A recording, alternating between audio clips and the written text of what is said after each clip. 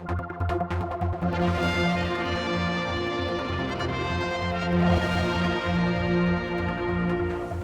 everybody, I think you've actually had the chance in the sort of last 5 minutes anyway to sort of meet Kevin and exchanged some names and put a face to it anyway. For those of you who haven't met him before, obviously Kevin's got a long and proud career of service with the Isle of Man Fire and Rescue Service. We're delighted to have him now as our Chief Fire Officer. And if there's anything that people want to pick up first before we go to the one-to-ones, we'll have a quick chat and then go straight to that. I'd just ask Mr. Groom, has it always been your aspiration to become Chief Officer? And I assume it's something you naturally have been working towards over the past 25, 30 years? Yes, I've been in the service for over 30 years now. I'd like to say to you this morning, this is a very proud day for myself to become the new Chief Officer of the Isle of Man Fire and Rescue Service. It's very proud. I'm very, very honoured to be able to lead the service into the future, and obviously being the Chief Officer of the Department of Home Affairs as well. That's important. Over the last 30 years, my aspirations certainly have been to progress through the service. I have served at every level, both in the operational side and the fire safety side, and that's very important to have that knowledge and that experience to become the Chief Officer. Also, the Isle of Man government have invested in my career development as well, particularly over the last 10 years, where I've done extensive courses both off island and more latterly through the Office of Human Resources through LOD themselves. So with that knowledge and experience, I'm certainly ready to take up the challenge, and I'll use the word the challenge of the new Chief Officer.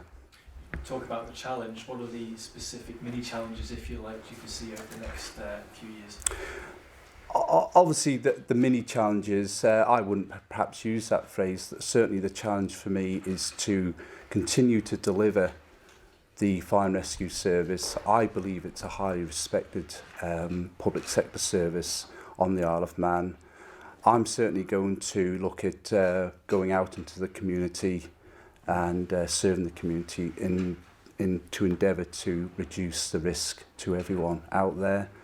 Secondly, I obviously have to work to a financial plan, which is now set for 3 years. So I have to look at everything I do, how it will be achieved, and is there any different way of doing that? That is a key challenge for me as well. To be able for me to do all that, though, I do need my people around me. That's both my whole-time personnel and my retained personnel. And again, that's important that I give my people the opportunity to develop further. They get the experience and they get the learning. So, yes, I am the leader of the Isle of Man Fire and Rescue Service, but secondly, the people who will help me to achieve that continued delivery of service is very, very important to me.